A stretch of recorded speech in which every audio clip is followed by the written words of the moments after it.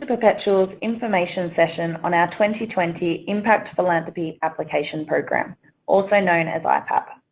This information is relevant to organisations wishing to apply for funding. Perpetual is a 133-year-old trustee company and is one of the largest managers of charitable wealth in Australia. We have been helping clients with philanthropy for nearly as long as Perpetual has been around, which started with the War Widows pensions. Today, Perpetual manages over 1,000 charitable trusts and endowments, and we manage over $2.9 billion in philanthropic funds, which translates to over $100 million distributed to the not-for-profit sector each year on behalf of our clients. Our clients are significant supporters across a variety of sectors. Not only are we committed to assisting individuals and families in their philanthropic endeavours, we recognise that we also play a role in contributing to a strong and robust NFP sector. Our impact philanthropy philosophy is about providing our clients with all the tools and resources they need for maximum grant-making impact. We take a holistic approach to working with our clients and philanthropists. We provide support with trusteeship, compliance and administration of charitable trusts and endowments, as well as investment and decision-making support for distributions. We also provide direct engagement opportunities with not-for-profits if required. Our robust assessment process allows us to examine the quality and governance of organisations. The assessment outcomes then feed into the recommendations we provide to our clients to support them in making strategic decisions about where their distributions go. I will now share some outcomes from our 2019 Impact Philanthropy Application Program. We received just over 1,400 applications, which was in line with the previous year. $23.8 million was distributed to charities through our application program from 179 charitable trusts and endowments. 22% of submitted applications were funded. The average grant was $70,000. And lastly, an additional $3.9 million was funded for new multi-year commitments. The bulk of our assessment process is focused on the organisation, with only one assessable question that relates to the project or program you are seeking funding for. We assess all applications on a scale of 1 to 5, with 5 being the highest ranking. We don't provide individual feedback on how you score. However, organisations who do not meet our minimum standards are notified in March, letting them know that their chance of receiving funding is unlikely. If you don't hear from us in March, then your application will be considered by our clients to potentially receive funding. You'll see in the chart on the right, 47 organisations were ineligible last year. The common reasons for this include an invalid ABN or on the ACNC double default register, risk that the organisation was under administration, applications submitted exceeded Perpetual's limit, incorrect answer regarding retrospective funding and funding already received from another source, or non-submission of prior year's acquittal reports. We are unable to provide feedback to organisations deemed ineligible. This means that if you provide an invalid ABN, incorrectly tick that you're under administration, or apply for over the maximum amount of $200,000, your application will be immediately ineligible. Therefore, it is extremely important to double-check your answers to these questions. The quality of applications is increasing year on year, which is making applying for funding very competitive. Unfortunately, many organisations who score well aren't always successful in receiving funding due to limited funds available. Perpetual, like all philanthropic funders or individual trusts and foundations, will never have enough income or resources to distribute to all the excellent proposals that we see. We'd love to continue to grow the philanthropic pool in Australia to ensure more and more organisations and proposals are supported. But yet again, we're going to see high quality proposals miss out on occasion. What we want to ensure is that individual applications that rank well in our assessment process are given the highest possible chance of support from our clients. So you'll see in the chart that 69% of the total funds distributed went to organisations ranking a 4 or 5 through the assessment process. Applications that rank 3 generally have a good chance for success. However, you'll see that those who rank 2 and 1, the percentage of support provided by our clients for those submissions declines significantly. We want to give you confidence that if you do well in our assessment process, you are giving yourself every possible opportunity to receive funding. Here are the results by sector. On the chart, you can see distributions received by each sector over the past 3 years. Programs that address health, social welfare, or community wellbeing consistently receive the highest funding. Environment and conservation and arts and culture do not fare as well, but this is sector-wide. Animal welfare doesn't do as well in our application program, but is well supported by our clients' ad hoc and non-discretionary distributions.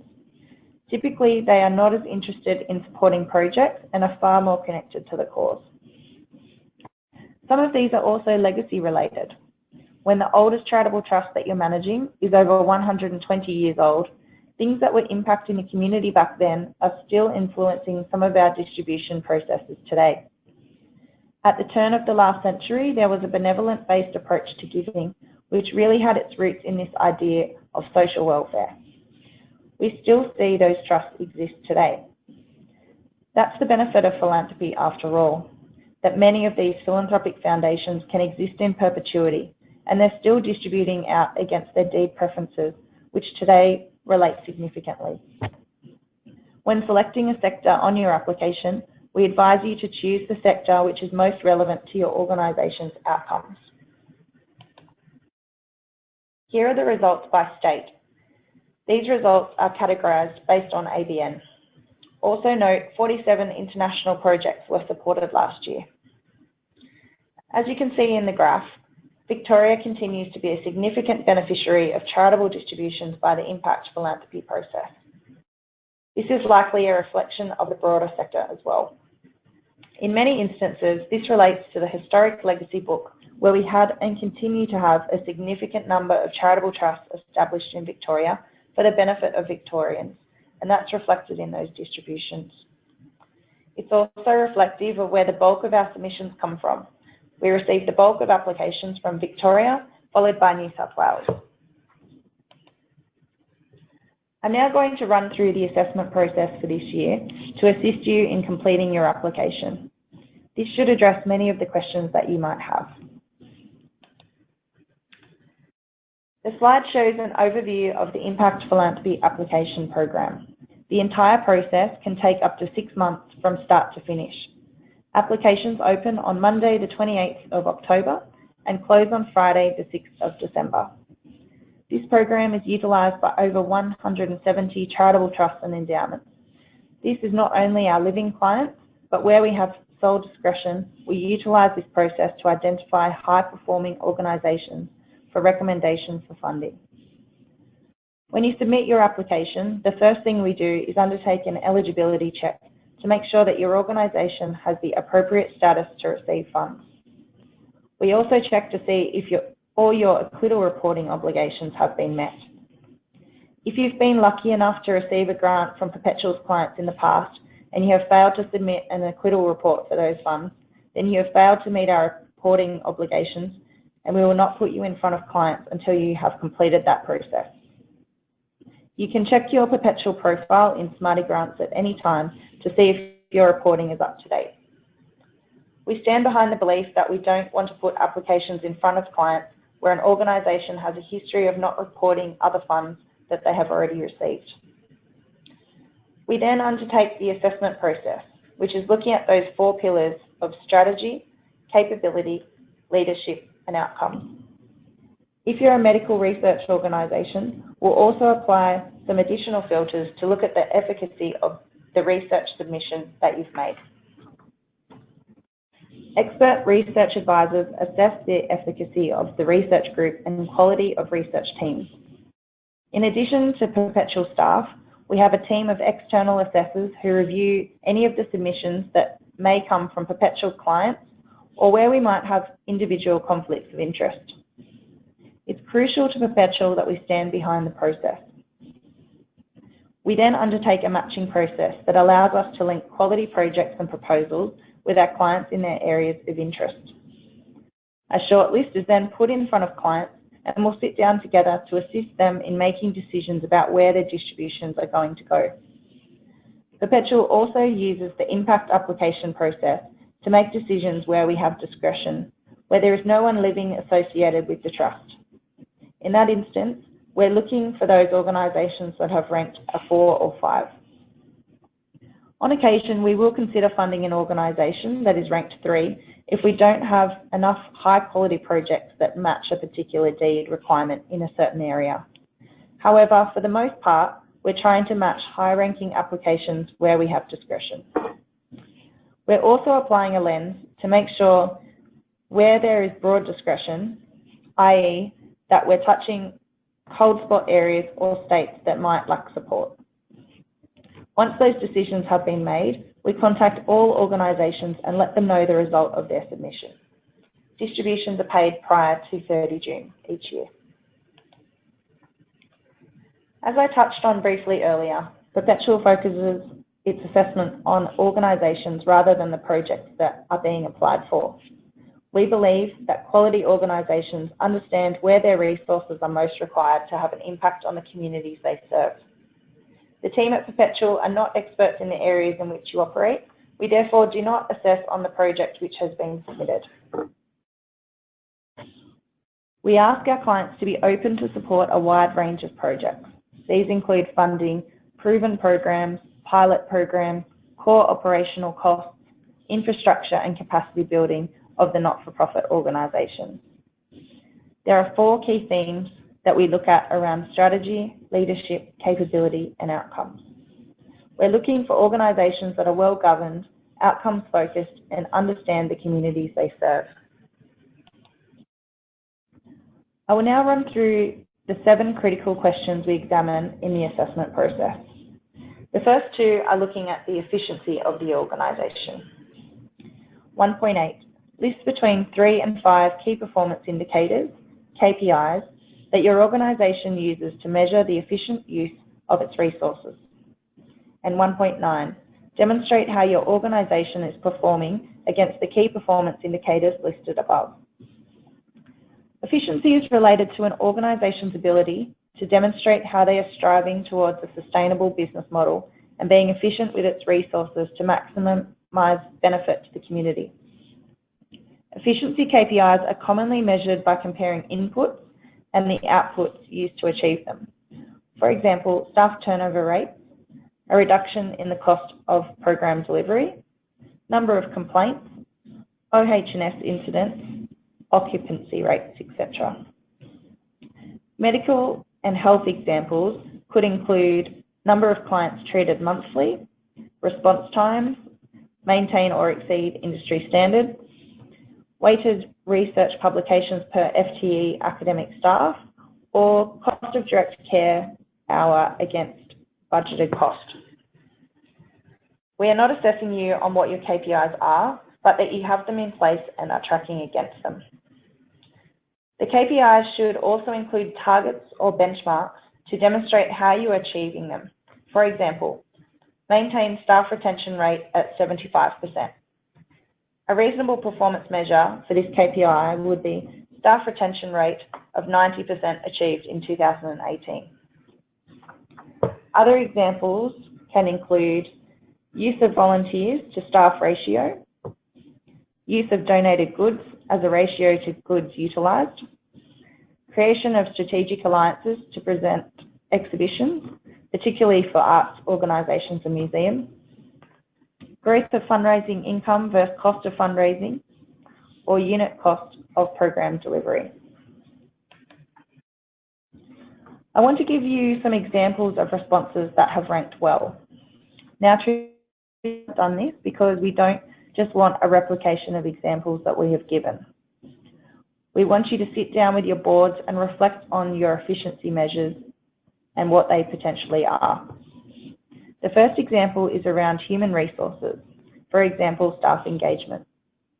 Quality staff engagement means that you're probably able to keep your staff for longer and ultimately reduce the cost of recruitment for your organisation and provide continuity of personnel.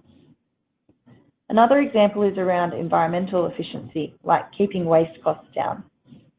And for others, it might be very specific, relating to the cost of the unit of delivery of whatever your program is. So it's really important to reflect on how you know you're optimizing your use of resources. What I really want to flag for you here is we're not assessing whether or not we like your efficiency measures or what we think should be your efficiency measures. We understand that you're only being asked to provide a selection of them, so we're not assessing whether or not they're conclusive either. Essentially, what we're assessing is whether your board understands how it's utilising its resources and how it's tracking against its KPIs. The second two assessable questions are looking at the effectiveness of your organisation. 1.10, list between 3 and 5 key performance indicators, KPIs, that your organisation uses to measure effective achievement of your mission. 1.11, demonstrate how your organisation is performing against the key performance indicators listed above. This response should relate specifically back to your organisation's mission and strategy and how your board or leadership team measures how effective the organisation is at achieving its strategic priorities. Can you show how you are tracking year on year within your organisation? Effectiveness measures will vary from organisation. There are many ways to measure effectiveness. Here are some examples. Organisations' membership numbers used to measure community awareness. Student retention rate and job creation numbers indicate social impact of programs. Arts organisations can measure through visitor numbers or ticket sales, community awareness. SROI analysis is fine. Securing NHMRC funding and growth in published research papers is an indication of quality research projects. This is for research institutes. Achieving accreditation, example, Australian Council of Healthcare Standards, indicates maintaining operating level. International loans from art museums, arts, promoting access to the arts. Organisations may utilise publicly available data collected by other agencies as evidence of effectiveness. For example, if the mission is to improve the health of the Murray River, an organisation may cite data collected by catchment authorities. When responding to 1.10, again, we are looking for metrics, ratios and figures relating to how you're tracking against your identified KPIs. Ensure you include measurable targets. Again, you don't have to be tracking positively. You may actually be tracking in a negative way. This doesn't matter to us. What's important is that you're aware of your KPIs and are tracking them. Here are some examples of measures that scored well in our assessment process last year. It might be around expansion of programs into new areas or with new partners that will help deepen stakeholder engagement. It could be around client satisfaction or retention of stakeholders. You'll see, again, we're not assessing content, but process. We fundamentally believe that an organisation that understands whether it's going really well or really poorly against its own KPIs is an organisation that understands it may need to pivot on occasion to make adjustments to be effective and to be efficient across different programs. Take care not to confuse the terms effectiveness and efficiency. In simple terms, efficiency relates to productivity with little or no waste. Effectiveness relates to goal attainment. Being effective is doing the right things. Being efficient is doing things right. The next question relates to external forces. 1.12, provide 3 to 5 external forces or trends that are presenting challenges to your organisation. Please list them first, then provide further detail in the box below. Note that we have modified this question and the next question, 1.13, which relates to internal risks. We now require you to provide a list of key challenges or risks in the first section, which is a high-level summary, and provide more detail in the section below. This question relates to an organisation's awareness of the external environment, including public policy, government, other organisations working within the sector and the community. Are there political issues that could impact policy? Has there been legislative change? Has your operating environment changed? Some examples. If you're working in the disability sector, the NDIS may be a major external factor facing your organisation. A rise in unemployment and increase in living expenses could put pressure on your social programs. The ageing population putting pressure on services. Challenges of operation in a digital world, or housing affordability affecting homelessness. This is an opportunity for organisations to demonstrate that they are aware of external factors, current and future, that may impact their operations. What we don't want to see is general funding or the competitiveness of funding being one of these external factors, as these are generic issues affecting the sector as a whole. What we really want to get a sense of is whether your organisation understands the systemic issues specific to you. The next question relates to internal risks. 1.13, provide 3 to 5 risks that affect your organisation. Please list them first, then provide mitigation strategies and additional detail in the box below. Again, this question has been modified. We now require you to list the risk in the first section, which is a high-level summary, and provide more detail in the section below. Risk is an important factor when looking at an organisation's governance, so we ask this question to understand how your organisation mitigates against internal risk and has strategies in place to manage these risks should they eventuate. Please ensure you provide a risk and how your organisation is mitigating and managing this risk. The purpose of your organisation will influence the risks that may affect you, but here are some common categories which can be considered. Financial, fraud or underinsurance. Strategic, fails to identify external threats or opportunities.